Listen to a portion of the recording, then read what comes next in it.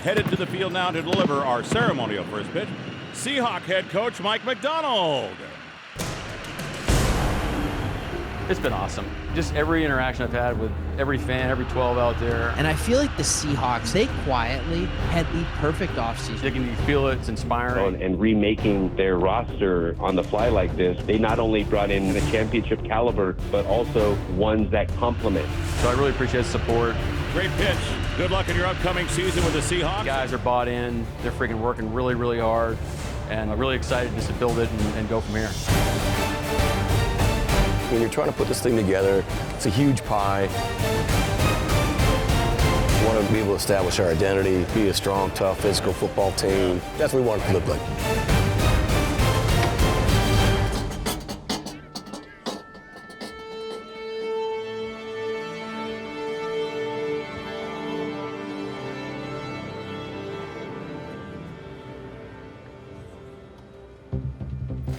Breaking news, the Seahawks have their quarterback. ESPN's Adam Schefter says former Vikings quarterback Sam Darnold reached an agreement today on a 3-year, $110.5 million contract with Seattle. He's going to walk in and know this language and have such comfort with Clint Kubiak. There's a new era in Seattle with the Seahawks and Macdonald, and Sam Darnold is going to be the one leading it as the quarterback. And you've got a guy in Sam Darnold that showed you he's got the capability of being a starting quarterback with what he did for the Vikings last year, and surrounding him with the talent that the Seahawks have done with Cooper Kupp. Well, the news is out there. Cooper Kupp expected to sign with the Seattle Seahawks. These are dramatic, bold moves. You insert Cooper Kupp, who went to Eastern Washington, is from the state of Washington. So what does this all mean for the Seahawks? It means that things are going to feel a bit different. The first thing I thought when all of this happened was, what's Seattle doing?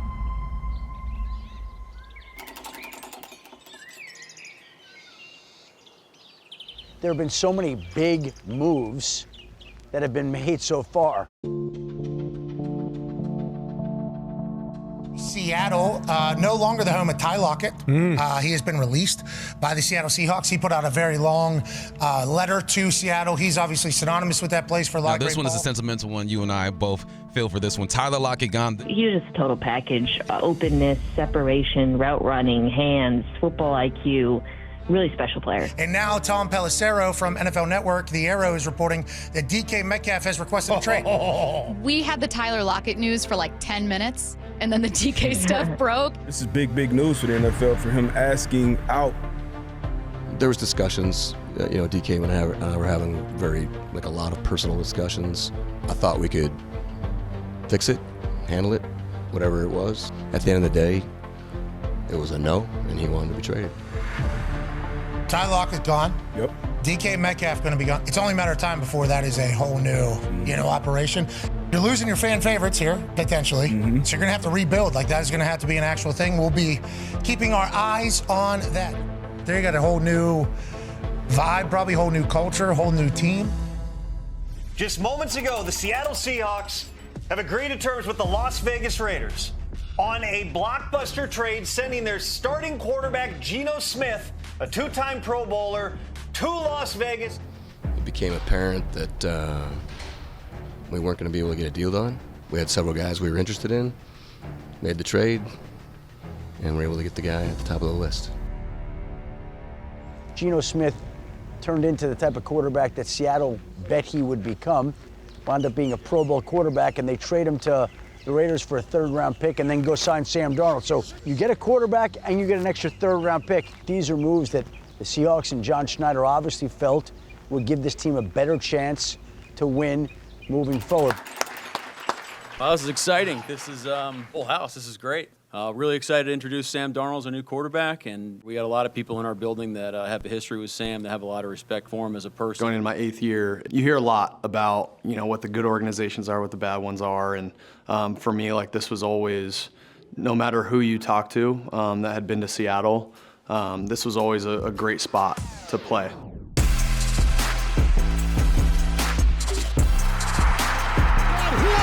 That's a touchdown! Into the end zone, caught, touchdown! Very excited to just continue to, hopefully play good football, play consistent. When you're a young player, you think you can make every single play. So yeah, I think the biggest thing that I've learned is to play consistent. No, it's been a great journey, man, and I wouldn't trade any year for any other year. You know, it's all been a part of the journey, and it's all led me exactly to this spot. So excited to just get this ball rolling here in Seattle.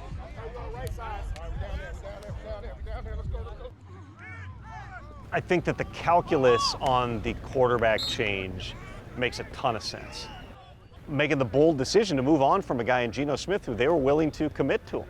But when it became apparent to them that Geno Smith was not as convicted about being in Seattle as Seattle was about having Geno Smith there, they said, you know what, we can get a third-round draft pick and get a guy 10 years younger coming off a Pro Bowl season at age 27. Those are the types of deals that can, set you up for years to come. There's a ton of young talent on this team, a ton of talent in general. And we have a very, very mature group here I feel like that are ready to learn and just ready to attack every single day with everything they got, and that's really all you can ask for. He gets his own team here, and he's bounced around the league from New York to Carolina to San Francisco to Minnesota. Now he's had a chance to become more experienced, more seasoned, and Seattle should benefit from that. The more consistent I can be, I know I'm saying that word a lot, but it's true. The more consistent I can be on the field and off the field, the more predictable I think I'll be with the guys, and they'll know exactly what to expect every single day, and I'm not going to waver from that. Hawks on 3. 1, 2, 3. Hawks! What did you like about Sam Darnold? Well, there's a lot of things to like, really, to a man. They first of all, they love the person, they love the leader, the teammate.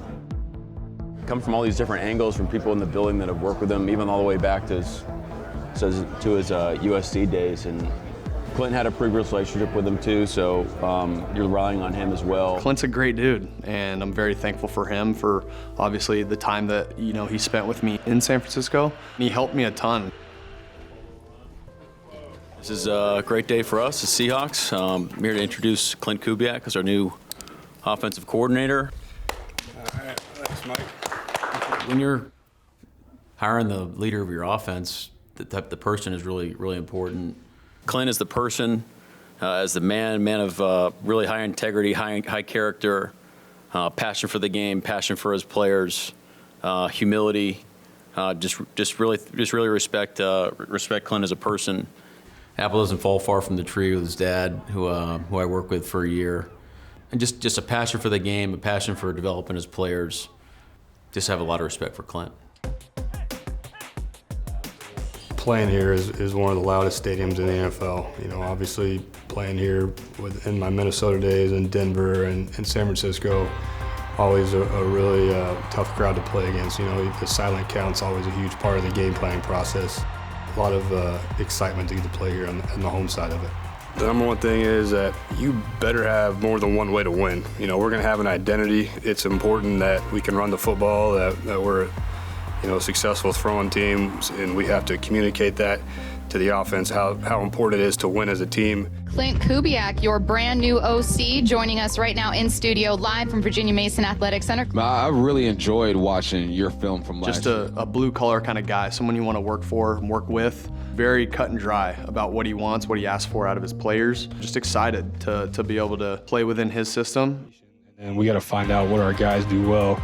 And what we're running on Sunday might be totally different. It's all based off of what they do well. A lot of talent, a lot of talented guys. And that's going to be our challenge as coaches is developing them and getting them up to speed with the scheme. Also going to be some new pieces we add to the roster that we're going to coach. So whoever those guys are that contribute to our success on Sunday, we're going to find out in the offseason, and we're going to build on that together. It might be someone we're not even talking about right now. Right. So that's the really fun part of coaching. That's an important part of this time of year is identifying, who are those guys that we want to bring on our team and make a part of this organization, because it's really important decisions. Awesome, thank you. Welcome, man. How are you Good to doing? see you. What's going on, man? Just living life, Yeah, thank you. We're pumped. Yeah. Cooper was a guy that we identified. Jake Peets had coached with him, or coached him in the past. So we felt like we really knew the person, knew we were getting into, and he had like 3-4 teams he was talking to and wanted to come home. And so it was just this is going to be great for him. It's like uncanny route runner. a lot of what like older scouts have told me about like Steve Largent, just the ability to read the defense, work with the quarterback, some natural feel. One of the most natural receivers. Yeah, it was a huge get for us.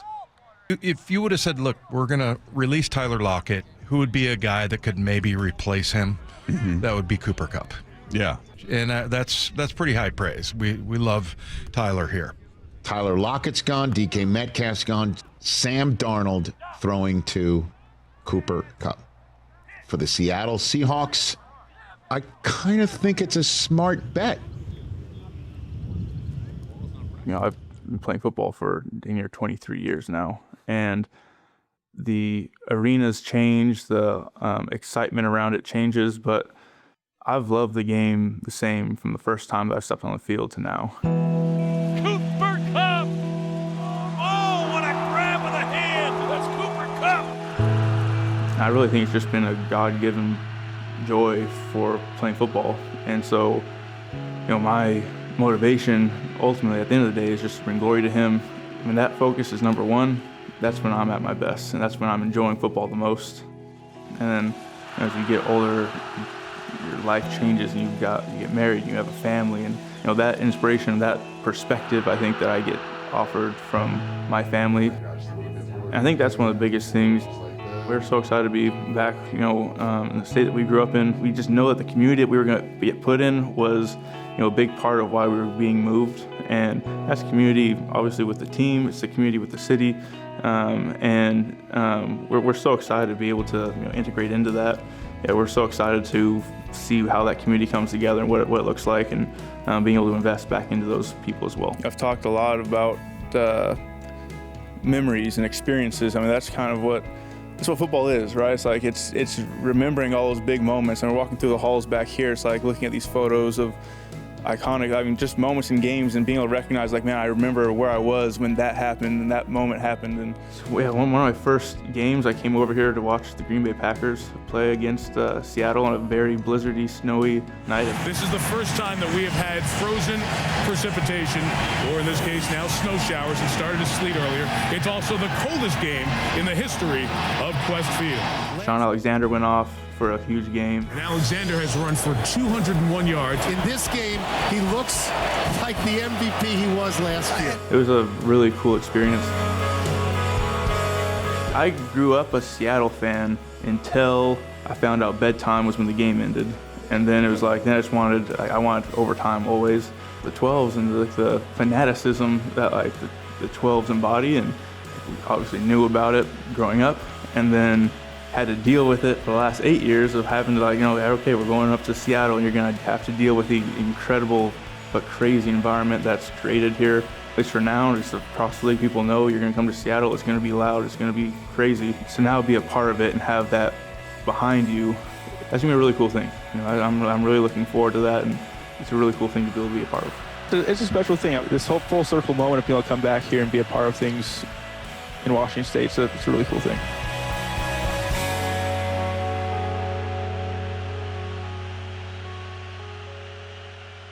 He's going to be great for JSN. He's going to be great for the whole team.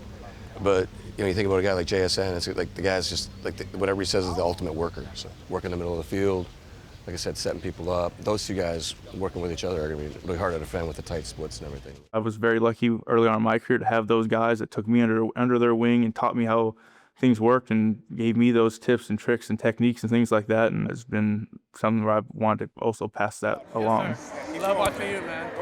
Yep. I actually met Jackson his rookie year. We played Seattle out of the gate first game, and he came up and talked to me pregame and just introduced himself. And you know, I thought early on, like, I'd watched his film when he was at Ohio State, and always thought he was a very talented football player. And then talking with him a little bit there and hearing about the way that he goes about his business, how he works, and he's got all the tools to be an incredible football player. And you've seen that kind of start to blossom. And he's only going into year 3 now, and he's going to be that much better. So I'm excited to be a part of just however it is to help, you know, give, you know, tips here and there, you know, things that I've discovered, techniques that I've used, and, you know, the best wide receiver rooms I've ever been a part of is guys that play for each other. How you guys doing? Wonderful. You know, there's all the things that you want to do. You got the diva room. If you can get that room under control and be in a place where you like, hey, we're going to drive the bus, we're going to set the tone, we're going to set the standard, everything falls into alignment. Everyone wants to be a part of a football team where guys are playing for each other. We got the right guys here to make that happen.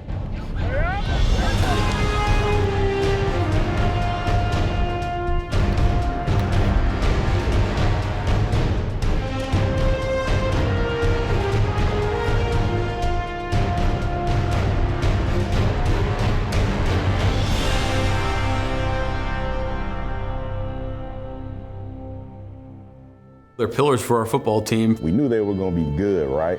But it was like it happened so quick. Getting guys who love ball, we're all here to accomplish one thing together. Like, it's the ultimate team sport.